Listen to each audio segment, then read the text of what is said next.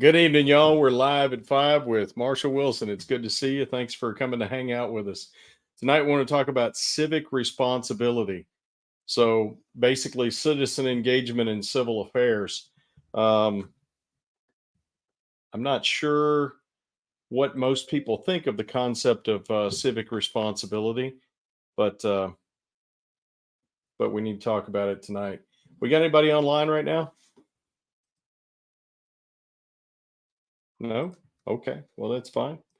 So, I'll go ahead and start talking. So, basically, anytime you talk about civil or citizen or that sort of thing, basically what it means is originally it comes from a word which means of the city. Hi, Kelly. Of the city. Now, of course, those of us who have some sense aren't necessarily aren't necessarily from the city. Um, Many of us are fairly rural, but that's okay. The concept of being a part of something bigger than yourself is still inherent in our lives, and that's what it really means. I mean, originally it came from the old city states, and now it refers to whatever um, civic, whether that's a social or political entity you're a member of. So let's talk about what our actual responsibilities are. And it's funny because normally people don't think about their responsibilities necessarily, except to pay taxes and do what the government tells them to do and all that sort of thing. I mean, if you talk to your average citizen, basically they'll tell you that their job is to pay their taxes, drive the speed limit, and go to work. And those are all things that you might consider need to be done. But what we're really talking about here is the fact that we, the citizens, are in charge. We actually own the government. And I'm sure some of you have heard me say this before, and probably half of you think I'm crazy for saying it because it's pretty apparent that the government thinks it owns us. But that goes back to a comment by George Washington. He said that government is like fire. It's a wonderful servant and a terrifying master, a terrible master. So we don't want the government to master us. We want it to serve us. Well, in what way would it serve us? Well, let's talk about, first of all, why we formed the government. And I've talked about this quite a bit. So please forgive me if it sounds like I'm repeating myself, but I really believe these things bear repeating. So, in the Declaration of Independence, which laid out the philosophy for founding a new nation, it did not found the new government, but it laid out the philosophy for separating our nation from the United Kingdom, from Great Britain, and actually establishing ourselves as a separate entity, which sooner or later they figured would need a government, but right away they were simply trying to establish that they were no longer a part of Great Britain. So the basic idea was we hold these truths to be self-evident that all men are created equal, they're endowed by their creator with certain unalienable rights, that among these are life, liberty, and the pursuit of happiness, that to secure these rights, governments are instituted among men, deriving their just powers from the consent of the governed. And then, of course, the next couple of phrases really bring it to a head. So it says, this is what's expected. The government will secure our rights, and that the only powers it has are derived from us with our consent for the purpose of securing our rights. And then it goes on to say that any government that works contrary to these ideas must be altered or abolished. Altered or abolished. So either it needs to be changed to bring it into line with those ideas, or it needs to be removed, needs to be done away with, it needs to be dismantled, and in its place, new guardians for our liberties must be chosen by the citizens. So if you actually read that and you think about, well, what's my part in this as a citizen, you begin to see that your job as a citizen is to, first of all, what you do is you delegate power. Hey, Barb. So you delegate power to the body we created that has the singular job of securing our natural rights. But the thing is, we don't end up with the problem that Washington alluded to, which is when our servant becomes our master, when our hey Rose, hey Isak, Isak, hey man, it is good to see you. Listen, at any point, if you feel like you need to correct me, you jump right in there. shoot me a message. I'll put it up where everybody can see it, and I will respond honestly. So, so where we're going with this is that we have duties. First of all, to create the government. Secondly, to supervise the government. Then, if the government doesn't function according to its purpose, to alter it so that it does. And finally, if we cannot alter it to function according to its established purpose, we must abolish it. Now, of course, I think you've probably heard me say before that I've lived places where there is no government, and I don't want that for my kids. I've got 9 kids. I like most of them most of the time, and at any time, I don't want any of them living somewhere where there is no effective government. Now, I have friends who are anarchists, and they are anarchists not in the violent sense, but rather they just want to be left alone. And I appreciate and I respect that idea. The only problem is, the only problem is that men are not perfect, that we're all corrupt. And sooner or later, we all step on each other's rights. Now, I believe that we should all work out our problems as close to home as we can, and on as personal a level as we can. And I do mean work them out. I don't mean to personally attack each other. I mean actually get together and work like civilized, intelligent adults to figure out what's going on and how to fix it. But there has to be an authority behind all that that we can appeal to say, look, he has a right to this, I have a right to this. When he exercises his right, it infringes upon my right. When I exercise my right, it infringes upon his rights. This is not acceptable for either of us. So the basic idea is that we imbue this body with the authority to help us to make those decisions. Now, of course, that body has to have the power to go along with that authority. So when I was training young officers in the Army, I would tell them often, being in charge means one thing and one thing only. It means that you are responsible. Means that, being in charge means that it's all your fault. That's actually the way that I would say it to them. So if we, the people, are in charge, if we own this government, it's our fault. It's our responsibility. It's on us. It's not on somebody else. No one's coming to save us. The government is not going to right itself. What needs to happen is that we, the people, need to take a handle on this thing and put it back in its box. Now, among some of the many other things that I've done with my life, with my time to earn a few bucks to feed my kids, I used to trap animals in St. Louis. I worked for a company called Critter Control. I probably shouldn't mention them. They probably don't want anything to do with me. But part of my job was, like, if someone had a squirrel that was running around in their chimney and couldn't find its way out, or a raccoon that had taken up residence in their attic, it was my job to go and get that animal out. And usually I tried to trap them live. That wasn't always possible. I'm sorry. But my job was to get them out of the house and then figure out how they got in and fix the house so that they couldn't get back in. But what I'm getting at here is that it is our job. It is our job to figure out where things are going wrong and to get a handle on them and to correct them, put them back into the box so that they are serving us. The government is serving us rather than lording over us. So, a couple of things here. How do we justify? Cynthia, I am so sorry. I would love to hang out with you, and if you have an idea for a time that might work out better than Wednesday evenings at 5, we're wide open. Shoot me a note. I've been thinking that maybe what we need to do is maybe have 2 sessions so we can catch more people. I just don't know. I know a lot of people go to church or have other activities on Wednesday nights, but I just don't know what would be a better night for anybody. But let me know. So the idea here is that once the monster's out of the box, it consumes and grows. And the problem is no one of us can stop it. So we have to work together. And of course, the real problem with us working together is we don't like each other. We don't trust each other, and that's understandable because we're all corrupt. And you might. Listen. I don't like myself all the time. I don't expect to be able to like everybody else, and I certainly don't expect everybody else to like me all the time. It's completely understandable. The problem is those who would own us like farm animals, those who would herd us into little shelters and have us behave as they want on pain of death. those people, will use any advantage they have over us. And the primary advantage they have over us is that we will not work together. We will not work together to put them back in the box.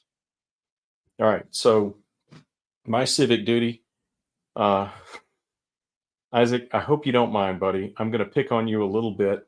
And if I'm wrong, you just throw something at me and I'll shut up. My buddy Isaac is here. We met on Twitter or X or whatever it's called these days.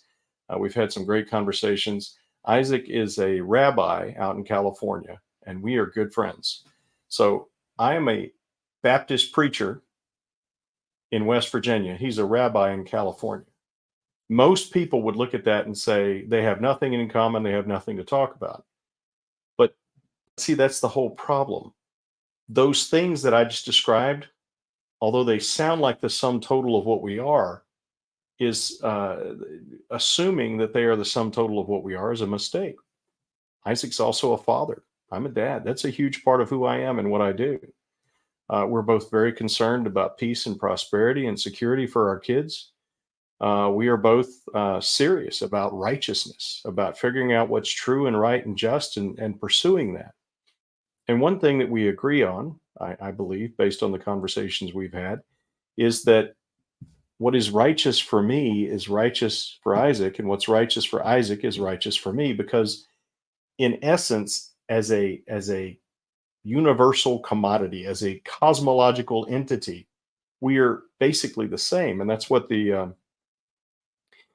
founders were communicating when they said all men are created equal. And of course, here when they use the word men in the classic sense, it actually refers to the creature man.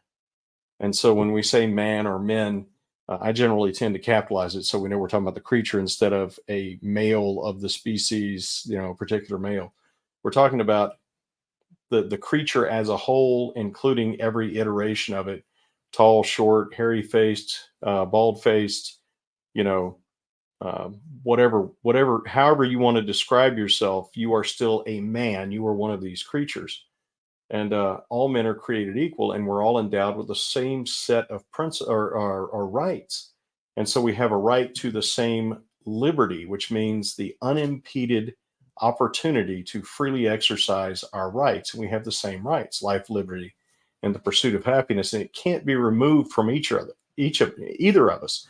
It cannot be declared foreign to either of us. And frankly, the only way to ever do that is to actually declare a person non-human. And throughout history, this has been done. I used to train infantrymen, and it is foreign. It is strange to a human being to kill another human being. I'm not saying it doesn't happen, obviously. I was an infantryman.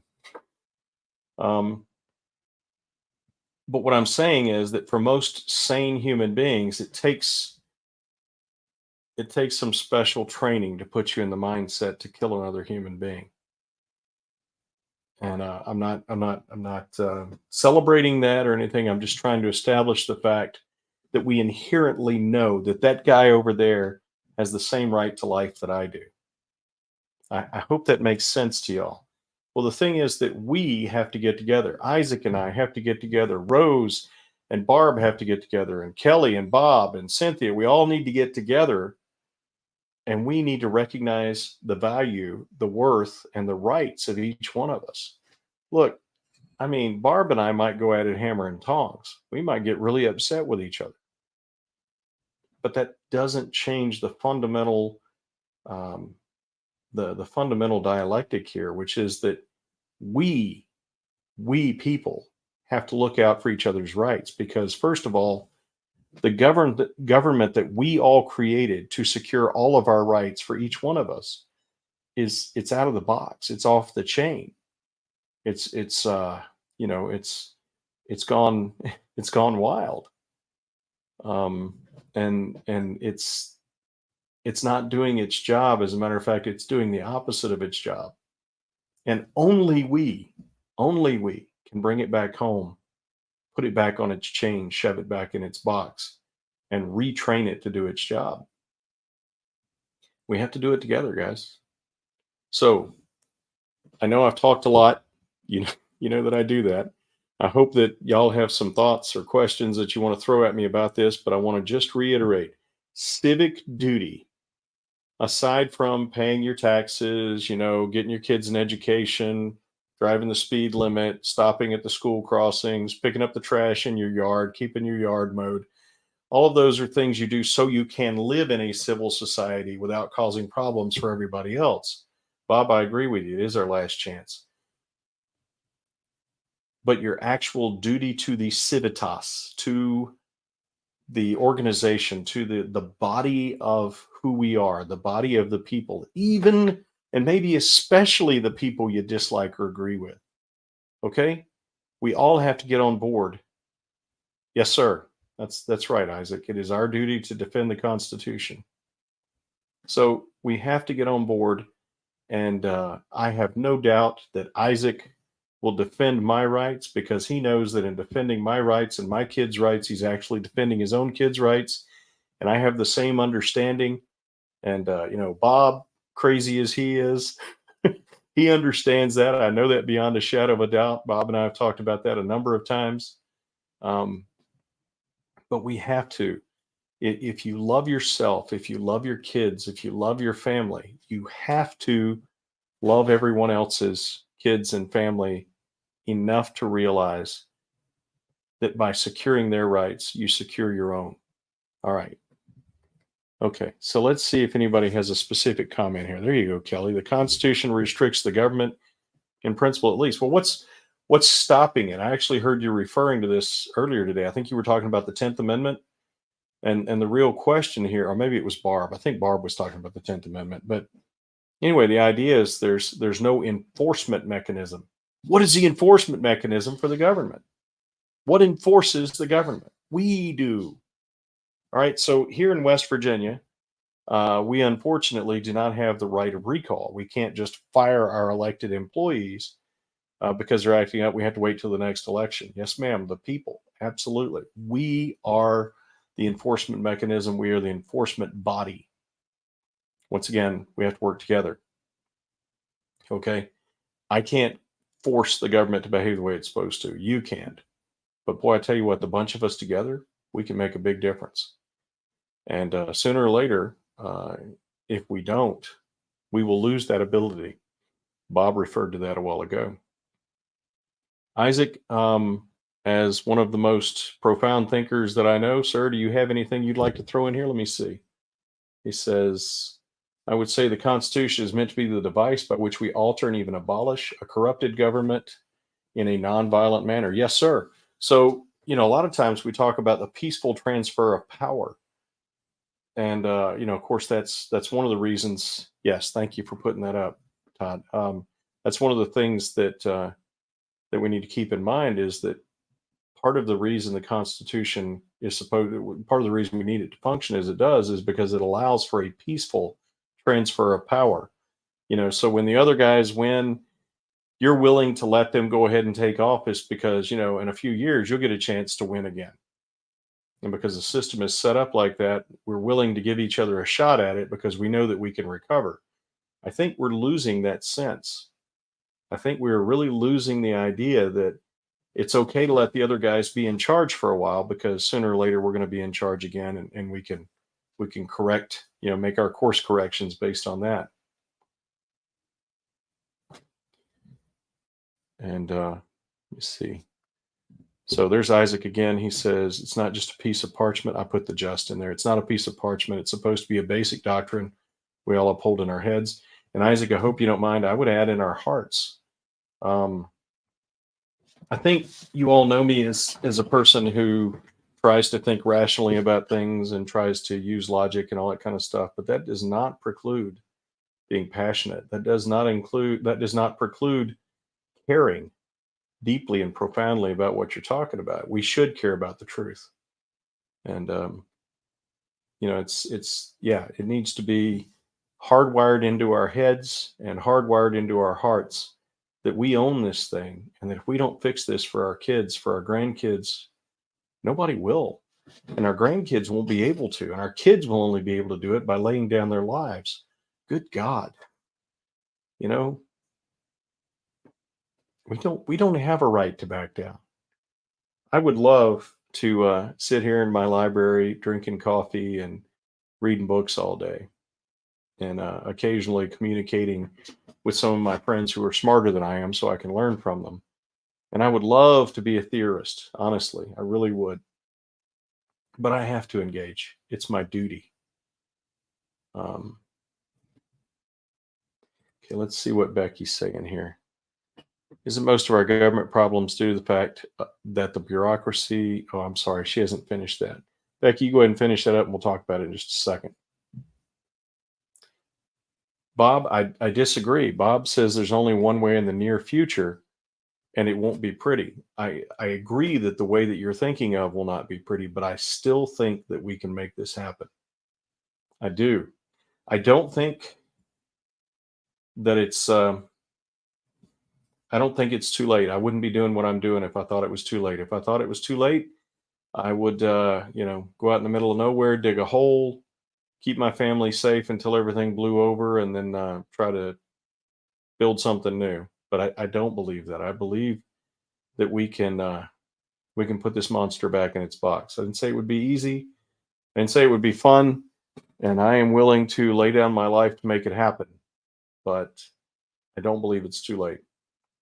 Now, what I do believe is that the oligarchs are sitting waiting for us to engage in that less pretty methodology, because the problem with that, Bob, is once things go haywire, they have already positioned themselves to assume control. They have already put themselves in position to take up the reins and ride roughshod over all of us. So we, the people, need to get together, make up our minds that even when we disagree with each other, that we are willing to defend each other, defend each other's families, defend each other's rights, and defend each other in every way possible, with words, with actions, with presence, with acknowledgement, before it comes to the point that there's no other option.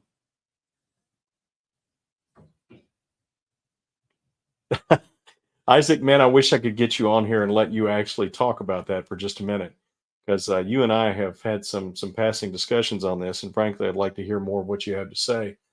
But Isaac says that our enemies like to scare us and to make us think that our problems are unusual and insurmountable. He says, he follows up, nothing can be further from the truth.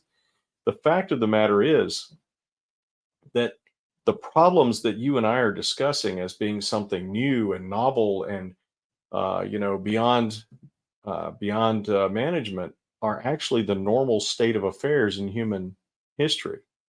You study enough human history. Hey, Jim Andrews is here. That's awesome. Michael Wilson. If you study human history enough, you will understand that that is actually the normal state of affairs, and that what is different, what is strange, is what the United States of America has had for the past 250 years. That's abnormal. There is nothing like this, and that's why we have to do whatever it takes to protect what we have and to rebuild it.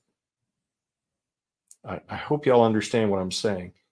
Kelly says the government has become an idol. That is absolutely true. So what happens when you out of hand reject God? You just start off with the discussion, instead of starting with the discussion from the point of, hey, how do we live together and not murder each other, which is basically what society is all about and why governments exist.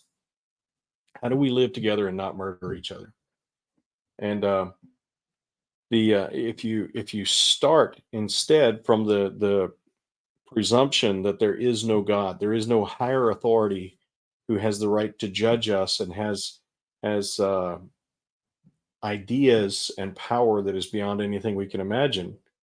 If you throw that out immediately and then say, how can we live together without killing each other? Well, the only answer is somebody has to have enough power to compel us to live together without killing each other. And how's he going to do that without killing us? You get what I'm saying? So there is no answer to the question, how do we live together without killing each other, if we don't believe there's an authority beyond all men, beyond all governments.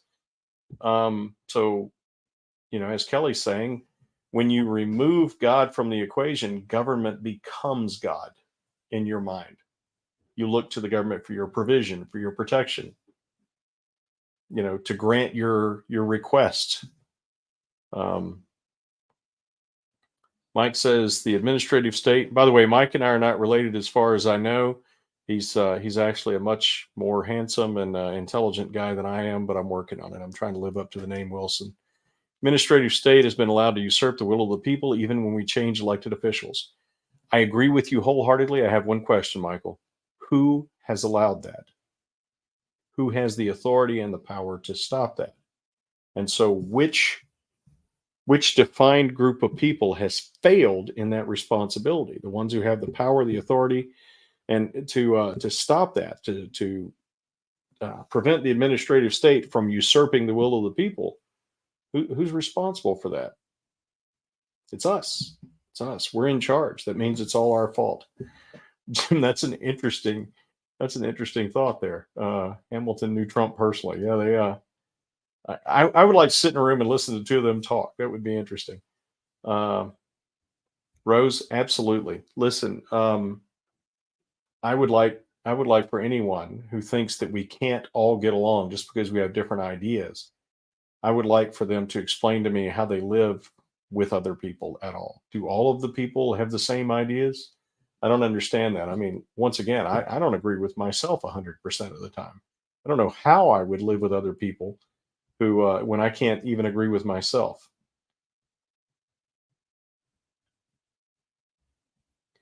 All right, Isaac, I would love to be able to just put you on here and listen to you talk about this for a while. Hey, if you guys are interested, Isaac has a fantastic podcast that he does, and he is one of the most humble and wise people I know. He understands things that most people don't even think about, and he talks about them in very common terms. And it's fascinating to listen to him if you ever get a chance. And it's called The Iron Rod. Is that right, Isaac? Please help me. If you want to post the link, I would love that. I'm sure my friends here would find it interesting to watch your podcast.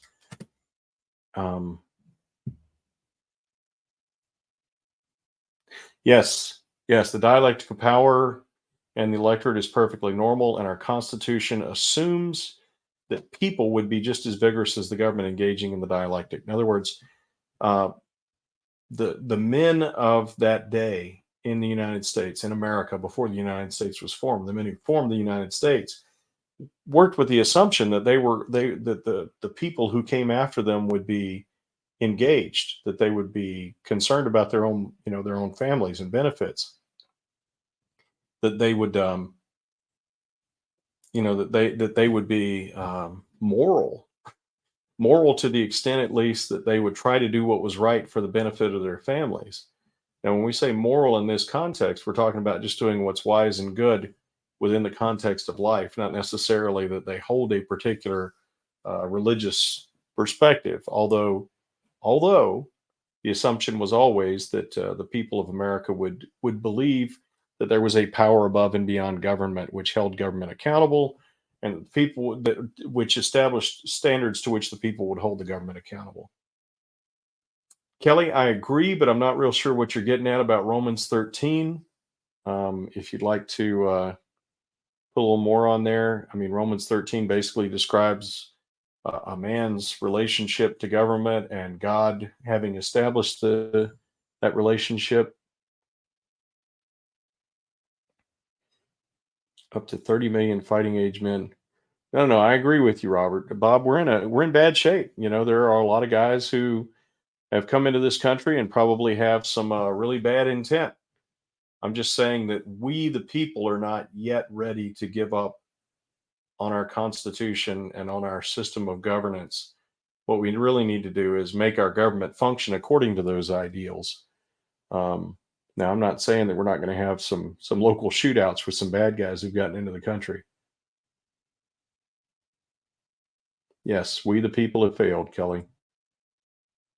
Yep, Bob says it's us who dropped out of the loop.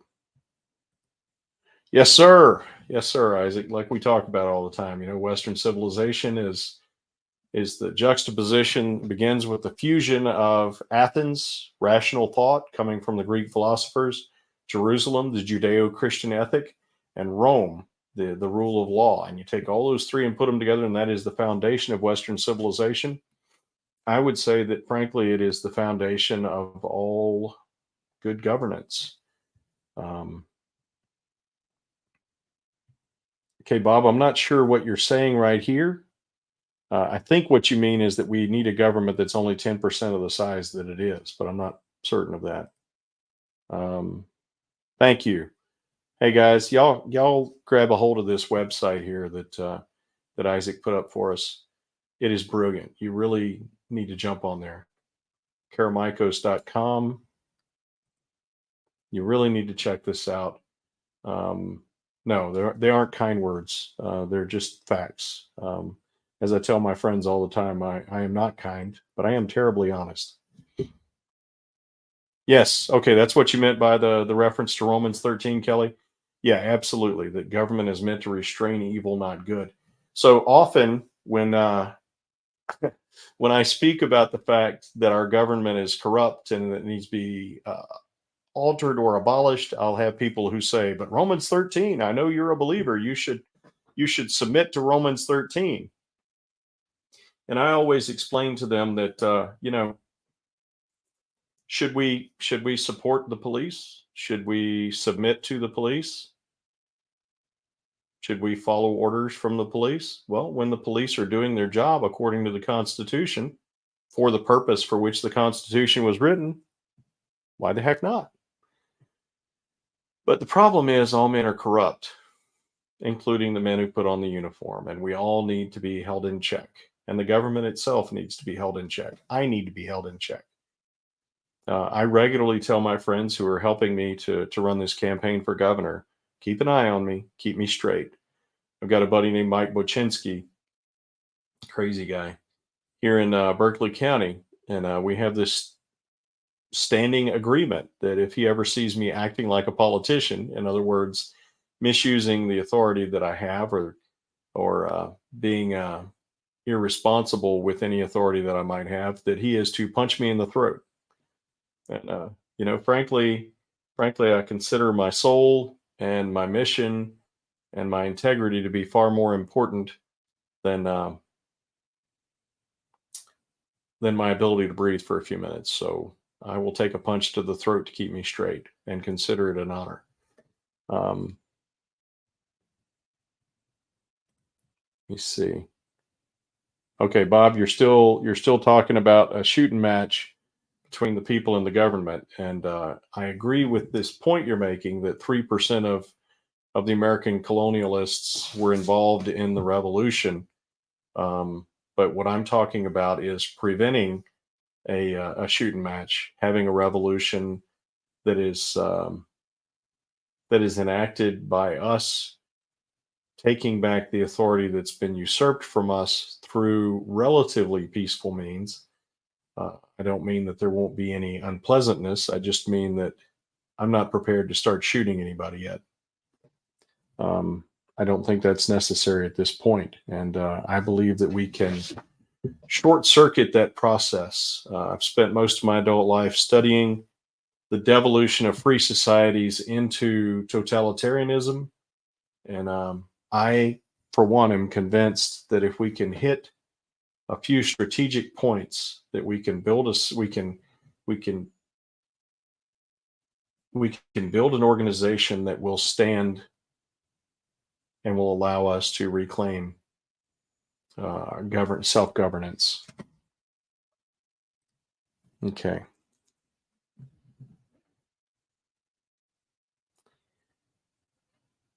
Becky says, last week I was asked by a local store owner why so few Gen X men and women, I assume you mean why so few were involved, or basically why few were involved. Yeah.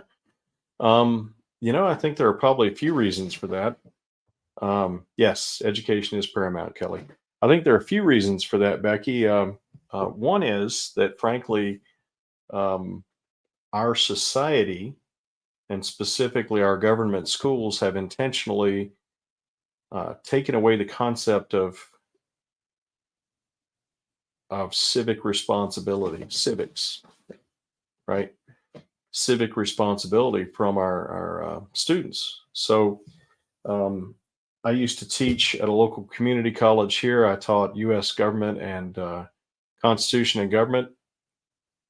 And the students who came in um, on day one, I asked them, I said, who's in charge in our government?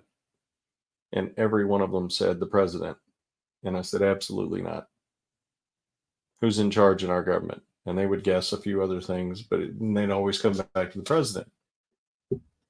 And then I asked them, upon what principles is our government founded? And they really had no idea for a while. And then one guy said, well, you know, it's about freedom. And I said, okay, define freedom. He said, well, do whatever you want. I said, is that a fact? And we talked about that for a while. You get the idea. The problem is that these were high school seniors. These were the supposedly some of the top high school seniors in Berkeley County who were taking a college level U.S. government course, college freshman level U.S. government course for college credit. They had no idea how many branches of government the U.S. government has. They had no idea why there were different branches. They had no idea what the responsibilities and duties and authorities of those various branches were. And it was frightening. But see, the thing is, and going back to Becky's question, why are so few involved? When you ask them why they're not involved in government, their response is, well, I haven't been elected. I'm not a politician. They sincerely believe that the government is composed of politicians. They don't understand that the government is our will expressed into a system that we built for the purpose of securing our natural rights. Yeah. Rockefeller educated. Kelly says, Kelly's going back to Rockefeller and his basically usurping control of the public school system, the government school system. So let's talk about that for a second. What is it that allowed him to do that? Did he have the authority to actually assume control of our government school system? No, absolutely not. So how did he do it? Money, influence. See, the thing is, the kind of people who run for office in general are the kind of people who enjoy telling other people what to do. Yep, Bob says money. That's right. And unfortunately, to get the job that allows you to tell people what to do, you need to have money, because running for office is expensive. Trust me. It's way more expensive than it ought to be. So the idea here is that you've got oligarchs who use their money to influence. I know none of that surprises anyone, but we have to be able to counter it. And how do we counter it? Basically, the question is, can your vote be bought, or does it have to be earned? And if it can be bought, how much does it cost? And if it has to be earned, what does it take to buy it? What does it take to earn your vote? So, critical things we need to think about. Kelly says money on the heels of the 16th and in centralized banking, 16th Amendment she's referring to here, which allowed the. I don't know if most people understand this, but under the U.S. Constitution, it was illegal, literally expressly illegal, for the federal government to directly tax individual citizens. They can only tax the states, because the states were the constituents of the federal government. The constituents, the bits that made up the federal government, and most people don't even know that. And was it the 16th or the 17th? So anyway, the idea is that 16th Amendment allowed for taxation, and the 17th allowed for direct election of senators. But what that did was it cut the states out and made people, individuals, the direct constituents of the federal government, which meant that we literally really had no representation. There was no wall between us and the federal government. We have a direct relationship with the federal government. The problem with this is that the states naturally bound us together, and we had things that we decided within our state that the state would then go fight for against the federal government, or would go and express that idea at the federal government. And then we amended the Constitution to tear down that protection. And so it's really you and me against the federal government. And if we want that protection, we have to choose to work together, because the state no longer has that authority, and the federal government has the authority to reach directly into our pockets and pauperize us. All right, let's see what Isaac's saying here. English politician comes from politico, as a citizen, a person with a share of the politeia, the polity. Yeah, and we have talked about this before, that there are actually 6 forms of government. 3 of them are pure, 3 of them are corrupt, and the corrupt forms are the same as the pure forms, except that they're corrupt.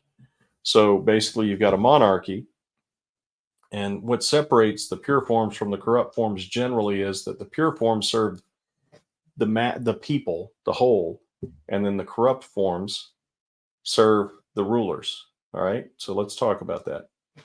So you've got a monarchy, which is a single person who is the government, right? And they rule in the name of and for the benefit of the people. All right, now benefit doesn't always mean what most people think it means, that you just get checks or you get whatever you want from the government. It means actually for what is good for you. And in our nation, in our government, the way it was founded, we believe that your rights must be protected. Not that you have benefits, but rather you have rights, and you can earn your own benefits. So that's a monarchy. Well, on the opposite side, the corrupt side of that is a tyranny, which is, or a dictatorship, which is one guy who rules for his own benefit. On the pure side, you got the aristocracy, which is a small group of people ruling for the benefit of all. And then on the corrupt side, you've got an oligarchy, which is a small group of people ruling for their own benefit. On the pure side, you've got everyone ruling, all have equal authority, all have equal responsibility, all look out for each other. That's called a polity, which is what Isaac is referred to here, politeia. And that is perfect governance. And that will never happen until we are all perfect. Okay? I believe that is what was intended, that we should all behave the way we were supposed to and look out for each other. I think that was God's intent from the beginning. It's not going to happen until we are all made perfect. All right. The corrupted form of that is called democracy, which is what everyone holds up as the perfect form of government, but it's not. So democracy is everyone has equal authority, everyone has equal responsibility, but they choose to rule to their own benefit, which basically means that, I don't know, there's a show called Survivor, where these people go on an island and they form little groups, and then they make deals with other groups, and then they all end up being treacherous and stealing from each other, which is the way it always goes. That's democracy. Each person has the same amount of authority and responsibility and power. And then, of course, what happens is some people naturally are more persuasive or more compelling, and they build a group around them, and that group becomes powerful, and they go and they kill everybody else. So democracy's bad, guys. It really is. So that's polity is perfect. Democracy is really bad. And what our founders did was they built a mixed government that took all of the best components of each of the pure forms of government. That's monarchy, aristocracy, and democracy. Put them all together and then made them fight with each other over control, over authority, over power. And that's how we maintain our liberties. But they have to not only fight each other, they have to fight us. Okay? They have to work to get us, they have to earn the right to exercise authority. And we're not making them work for it. We're not making them earn it. We just have kind of thrown up our hands and surrendered and said they're in charge. Yes. Yes. All right. Y'all really need to check out some of Isaac's podcast. He teaches some great stuff. Yep. I agree, Kelly. 17th contradicted the 10th. No two ways about it.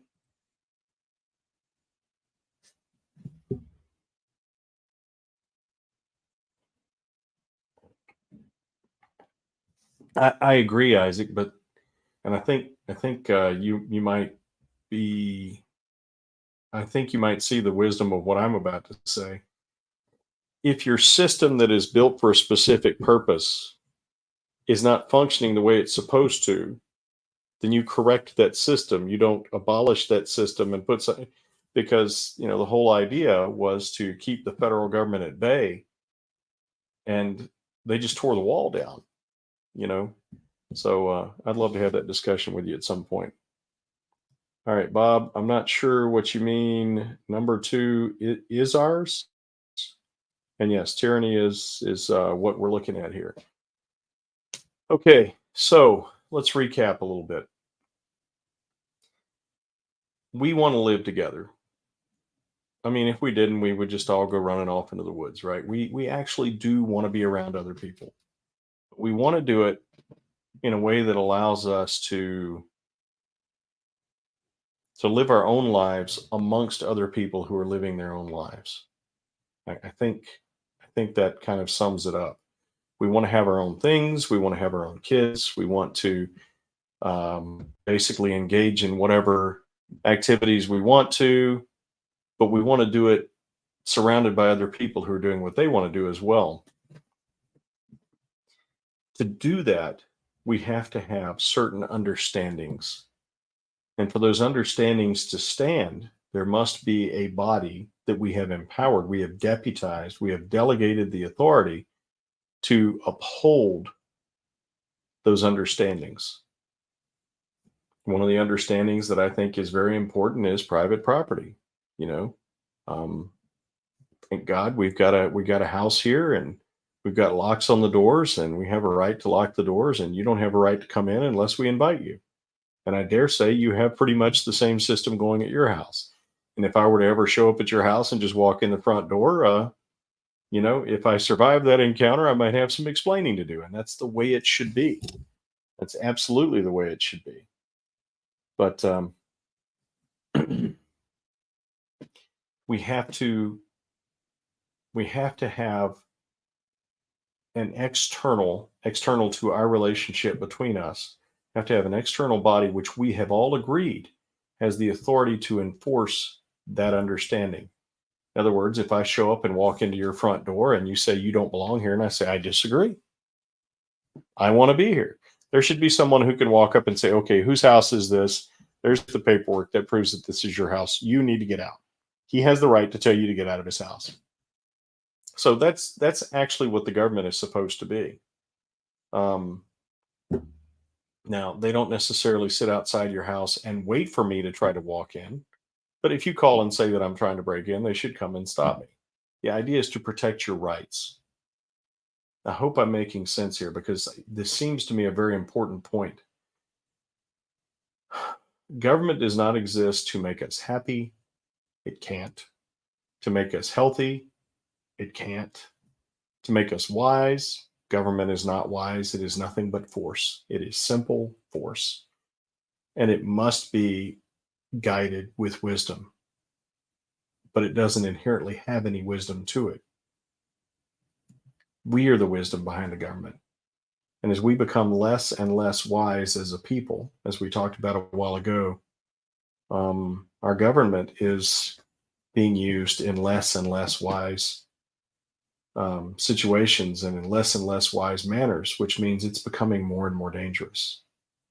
So the short answer is, it is our duty in this time, at this place, to become as wise and as strong and as courageous and as humble as we can, so that we will step up and we will say no more. And then we will be prepared.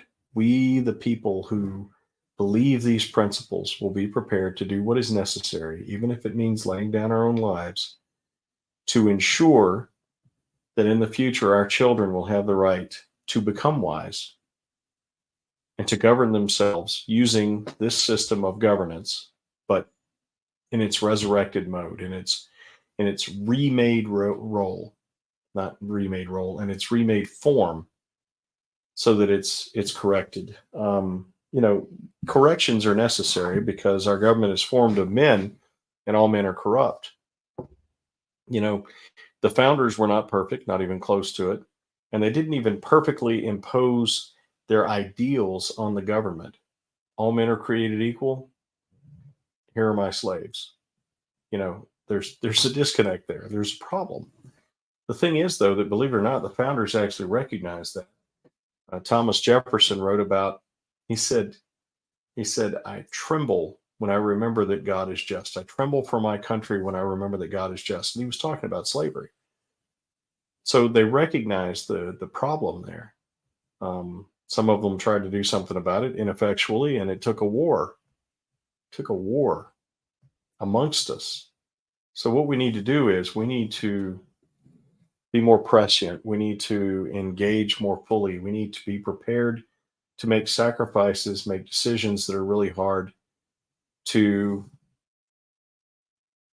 correct the problems that we are having without killing each other. It's not a threat. I'm not threatening anyone. I'm just saying that is the way these things devolve historically. Isaac, thank you, brother. It's always good seeing you. Take care of yourself. You're welcome back anytime.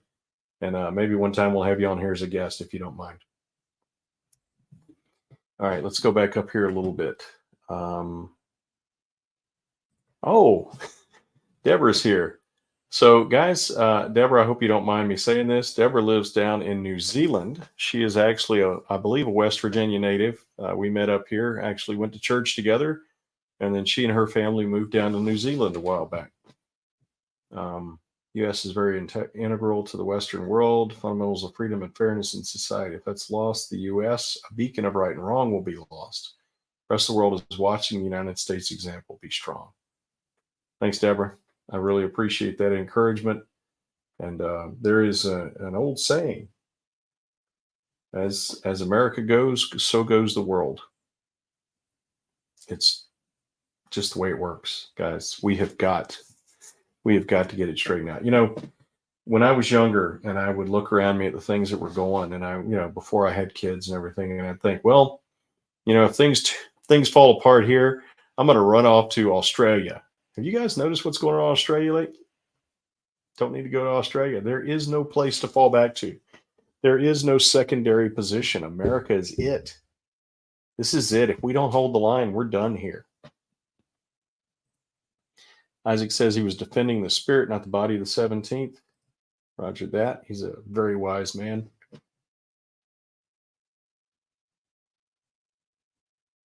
Kelly makes a good point.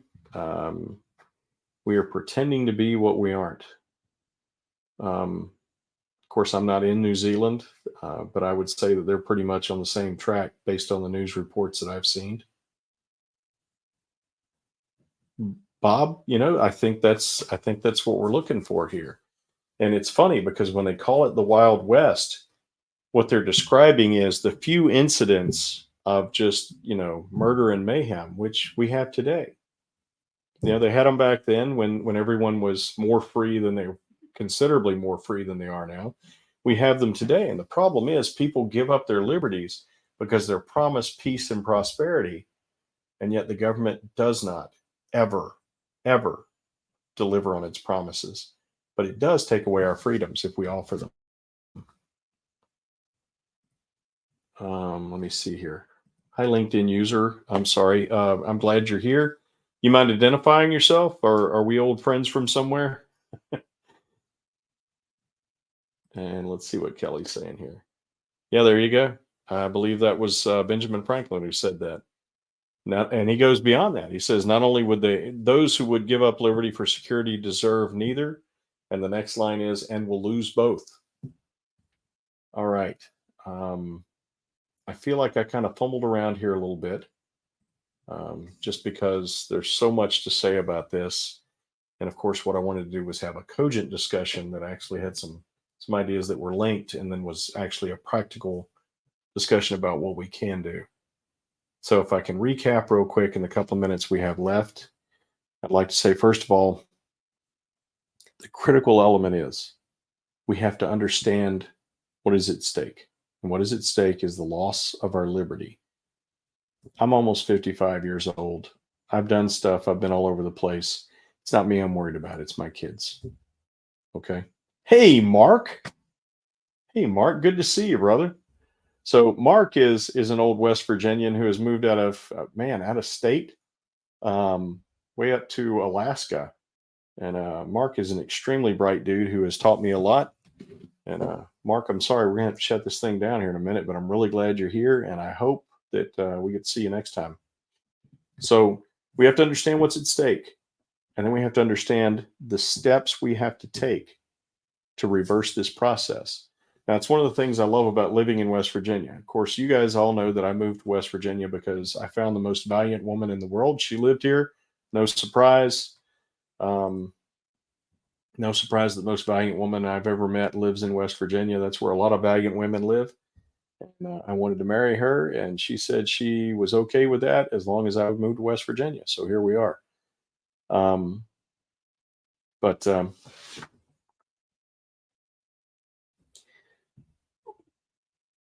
the reason that I see so much hope for West Virginia, there are a couple of primary ideas here that make West Virginia the perfect place for this revolution to start. And again, I want to be very clear about this. We're talking about a political revolution. Okay. First of all, it's the small populace. Okay. We have about 1.6 million people, I believe, which is smaller than a lot of cities. Now, West Virginia is, we've got a pretty good landmass, but only 1.6 million residents. That's one thing. The other thing is that West Virginians actually love being Americans. They love America. They love what America was founded on. They want it back, and they believe. They really do. In general, West Virginians believe in the principles that America was founded on. And the next reason is because people in West Virginia are disgusted with the two major parties. I mean, just absolutely disgusted with them, done with them. As a matter of fact, almost a third of registered voters in West Virginia are not either Republicans or Democrats. And the people of West Virginia are ready to do what is necessary to reestablish constitutional governance. So this is the place where we begin. A couple other reasons why it's such a perfect spot is because of its proximity to DC, which is not something I'm real happy about, except that when we turn West Virginia around and reestablish constitutional governance here, there will be people watching and we'll see what's going on. And I think it's absolutely critical. Now, Bob brings up the idea. He says, we are now bought and paid for. The Fed owns us. West Virginia is a welfare state. So we have got to get off of the federal dole. But in the process, we have to get the federal government out of our back pockets. So that's all things that we can work on. But what we have got to commit to is that we together are going to work to protect each other's rights from the government and from each other. All right. We have to commit to that. And that's the only way we're ever going to secure the blessings of liberty to ourselves and to our posterity, our kids and our grandkids. All right. I can't believe you guys have actually sat here and engaged with me for a full hour. I know it must be tedious to listen to me talk that much, but I really appreciate you and I'm honored that you're here. And I'm going to go ahead and shut this thing down. And I hope that all of you can come back and bring about 40 of your friends each next week. And let's have some serious conversations. Y'all take care. Good night.